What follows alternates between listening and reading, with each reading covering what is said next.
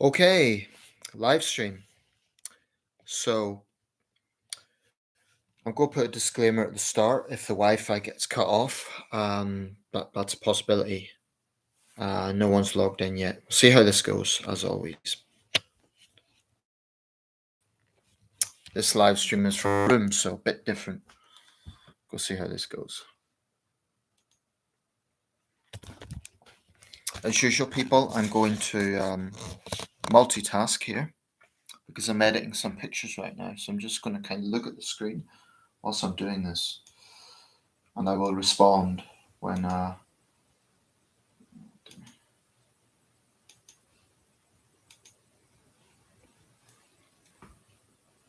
So as always, people, we could keep this flowing by just asking questions and so on.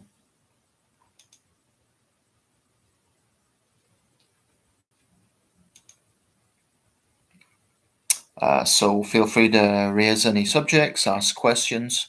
I'm multitasking here, editing some photos, and I'm looking at the comments, seeing what might come through.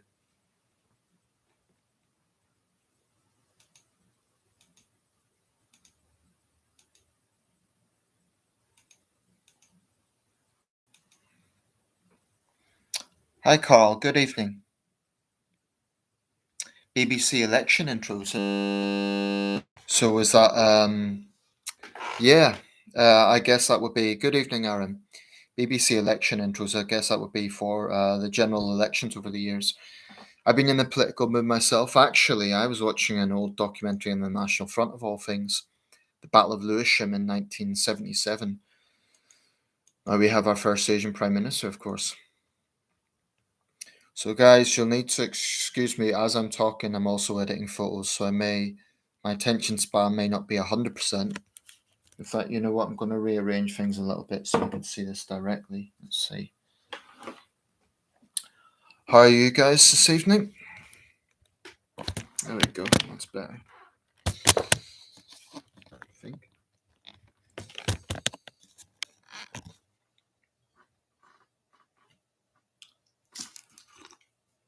So, Carl, how far back will those general elections going?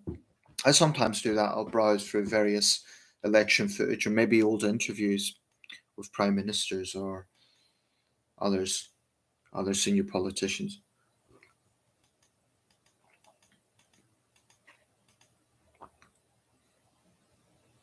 King Arthur's theme is used.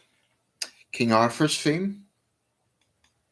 Is that from the film with Clive Owen? When you say King Arthur's theme, I'm just wondering if you mean the Clive Owen film, which is a great soundtrack. If that's what you're referring to.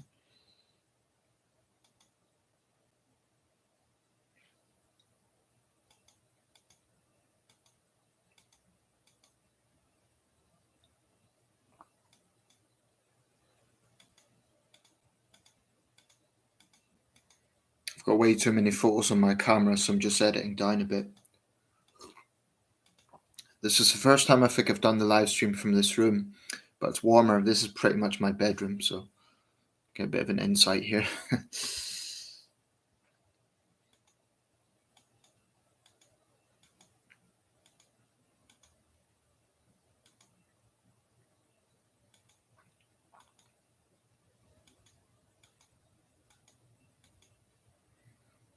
So, like I say, guys, the best way to do these live streams is just ask questions or bring up topics, and then I'll respond to them, and that's the way we could get this flowing. If you have any, that is. Evening, Ray. Question: do you have a dog or cat? We used to have a family dog. In fact, it's just past the 7-year anniversary since he passed away, so I was thinking about him. Jester, beloved family dog. He was a crossbreed between Alsatian and a Greyhound, I think. We got him from a shelter. The theme is from Rick Wakeman. Okay, King Arthur. Not familiar with that. My sister used to have a pet cat, but he also passed away. So at the moment, myself, I don't have any pets. No. My sister has a little dachshund though. I used to have pet hamsters. I remember Christmas 1996, I got my first hamster, Monty.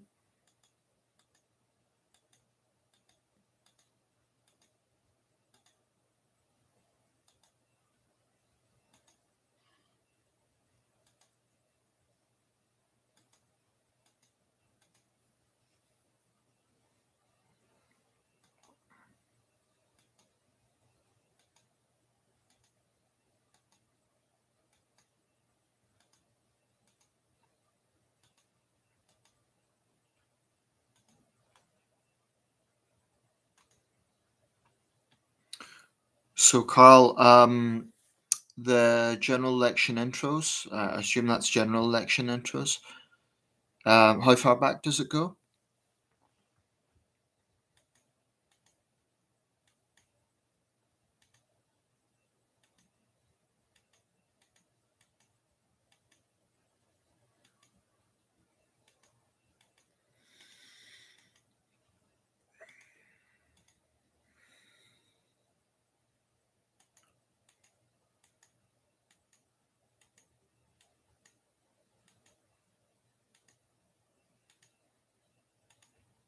I have way too many pictures here.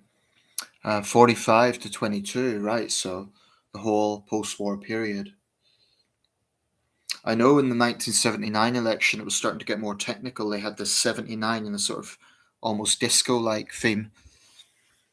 I wonder why British people have old-fashioned stiff upper lip. I think British should emotion like the Americans show emotion.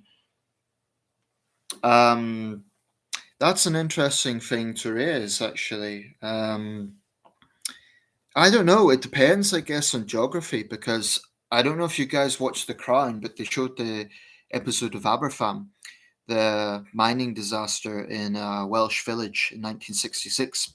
And that showed that the Welsh, for example, can be quite emotive people. The Queen was advised that in Wales, open mourning was a thing that isn't so much in England. Um, but I don't know. I think it depends. We could say that some of the antisocial behavior in this country is very emotive, in the sense that people can be come out with some quite ugly sentiments when they've had a few drinks or so I'm wondering what are you thinking, what do you have in mind, Ray, because it's a bit of a generalization. I mean, I think it would depend on the particular context, but yeah, I guess it's this idea of British stoicism. Perhaps there is something in that. um American show motion. Could you give an example, just what you're referring to exactly? Because I'm not entirely sure what you're referring to. But it's an interesting topic. It's worth considering. I mean, I think, yeah, it depends, I would say. Have you seen Yes Minister? A little bit, yeah. I didn't watch it exhaustively, but my parents like that series, and I've watched a bit of it. Jim Hacker and as the beleaguered prime minister. It was quite a good series. It's a little dated now, perhaps, but some good writing. But I didn't watch it exhaustively. I did watch it a little bit, though.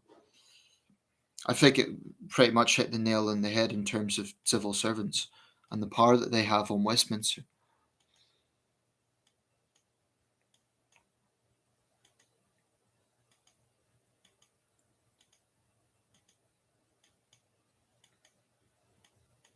Like I say, guys, I'm just multitasking here. So Ray, what did you have in mind about the stiff upper lip thing? Have you heard about the thick of it? Yeah, I've heard of that. I've never watched it though, so don't really know anything about it. Thinking of vintage comedy or vintage shows, I was actually watching the intros to Grange Hill, the school, the children's show. Well, it was really young teenagers, I guess. I loved the 1994 to 2000 intro to that. Not the original one from the 80s or 78 to 88, but 94 to 2000, sort of the middle era. I grew up with that. Grange Hill. But also, there was some comedies from the 70s, like Love Thy Neighbor. I don't know if you guys have heard of that. I mean, that was so politically incorrect. Basically, it involved a racist white man and his black neighbor, but the butt of the jokes is always on the racist white man. And the language that was used was shocking. I mean, it wouldn't be aired today, but the focus of the jokes is always at his ignorance. It wasn't celebrating racism.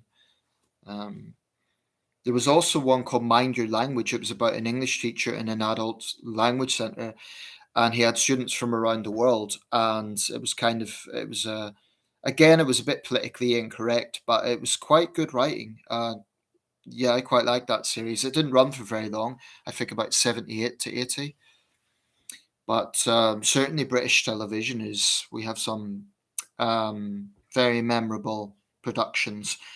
This week marks 100 years of the BBC. I will intend to get around to making a video on that, hopefully sooner rather than later. Quite remarkable, 100 years.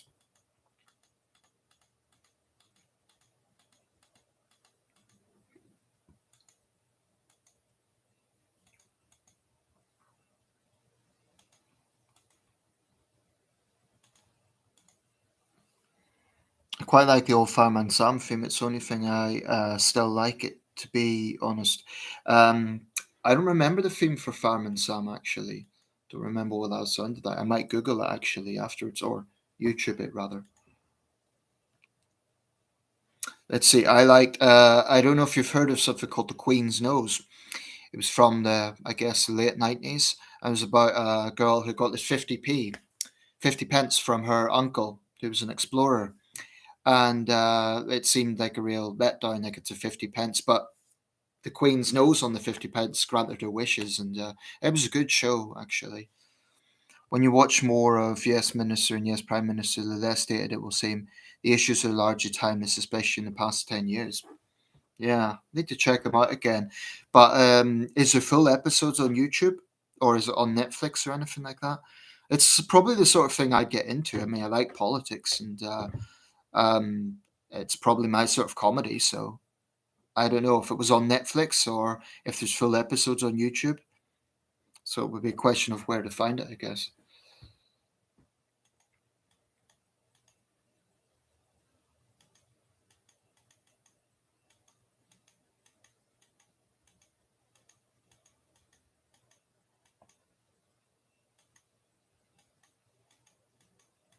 Faulty Towers was one I used to watch a bit, but not when it aired, of course, but on video. Ironic thing about Faulty Towers, I think there was only 12 episodes altogether, but very successful series.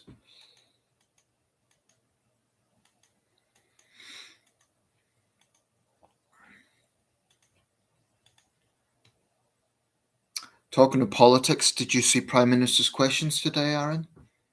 Rishi Sunak's first.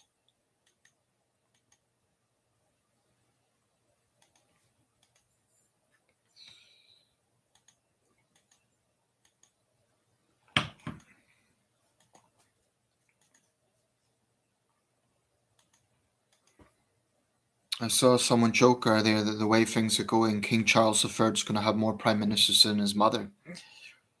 I mean, Sunak's already a second and only 2 months into his reign. I've seen clips, he seemed to do reasonably well. Yeah, he held his own. Of course, as Chancellor, he'd been at the dispatch box before, so I don't think it was overly difficult. But then again, Starmer's doing well at PMQs as well, so it's. I think Labour need to be a little bit careful about constantly hammering Sunak on his wealth, because the Tories could just turn that around and say, well, he worked hard to get it. But what Labour can focus on is the fact that he's the fifth Tory Prime Minister in a row, and maybe Tory infighting and support for families. Labour is doing well in the polls right now, and the Tories cannot be complacent. Um, I mean, from their point of view, I hope they would have the infighting out of the way, because I've heard that Boris supporters could even break off and form a new party because they're so angry with Sunak for his supposed betrayal. But I don't know. I mean, I think Sunak's a very smart guy. There's echoes of Tony Blair, I think, with Sunak, and he's only 42. I still think that's incredible. Even if he had a long premiership, let's say 7 years, he'll still be a young man when he retires. It's incredible. But he can't be complacent. I was saying to someone earlier, it's not so much his wealth in of itself, it's how he helps struggling families and the most vulnerable in the country. If he can do that, then frankly, him being very wealthy is less relevant. But if he doesn't do that, then the perception will not go down well. So perception is extremely important at this time. For me, I've mentioned this before. The big in that party, I think Starmer has been more impressive recently, but Labour still has an utter fixation with this. There was a Labour MP yesterday said that this is not a win for ethnic minorities because X, Y, and Z, but it's, I mean, this playing this sort of game of like, because Sunak's British Asian, um, he should have a certain kind of politics. I think it's wrong headed. Of course, he can be criticised, but I just don't like the games that Labour is playing with identity politics. They still continue to do it. And Starmer pathetically cannot say what a woman is. To me, that's ridiculous.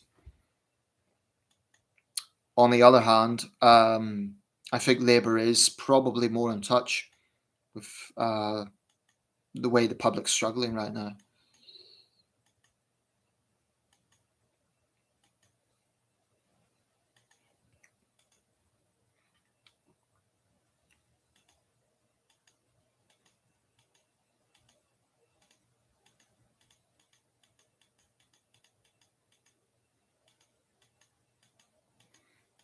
And the other thing about Labour is at least Starmer doesn't have the far left worldview that his predecessor had, which to me was very toxic. It was a big put off factor.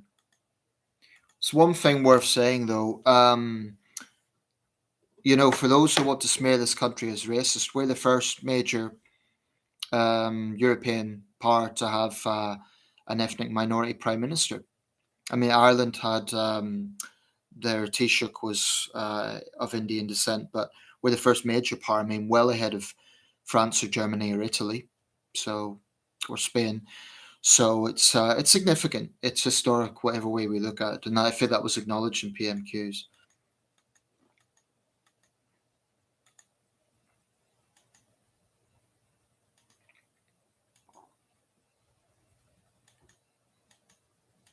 I think the Tories they still need to get over this image that they're a party of the rich for the rich. I mean, rightly or wrongly, that's a perception.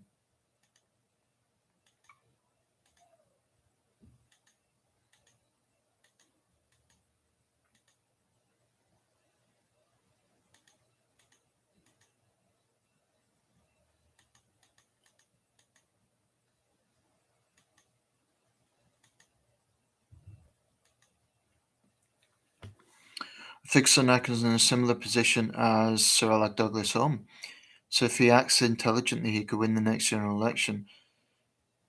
Yeah, that's interesting. Except if my history serves me right, Douglas Home took over from Harold Macmillan, and the next general election was '64, and Harold Wilson soundly beat Douglas Home. He famously said, "He's the 14th Lord Home, and I'm the first Harold Wilson." And Home was seen as very out of touch. He was popular with the Queen because they both had an interest in the countryside, but short-serving prime minister. Um, I don't think there was an election in '63. I think it was '64, '59, and '64, unless I'm mistaken. But I don't think Douglas Home won a general election. I could be wrong, but I think. But yeah, in the sense of his time in office, I think if the current trend continues and Labour continues leading the polls, Sunak will have a short premiership, 2 years. Be a lot longer than Liz Truss, but that will be almost everyone. Um, so less than 2 years. I think Alec Douglas Home was 1 day short of a full year, 364 days. Um, but the question is Keir Starmer, does he have the political prowess of Harold Wilson or Tony Blair for that matter? I don't know. I don't think he should be underestimated. I think the Tories would be wrong to write him off. Clearly, he's doing something right if Labour's heading in the polls right now. But is that just because of Tory chaos, or we may see in the next few weeks there's sort of a Sunak bounce? Because usually new prime ministers have a bit of a honeymoon period. So I don't know. I know you don't follow Northern Ireland politics, but there's going to be another assembly election if the DUP don't get back in the deadline is October 28th. I know that the new Northern Ireland Secretary, well, actually, I should say the old Northern Ireland Secretary, Mr. Heaton Harris, has kept his job. There's a big thing about stability, which is very important. Another assembly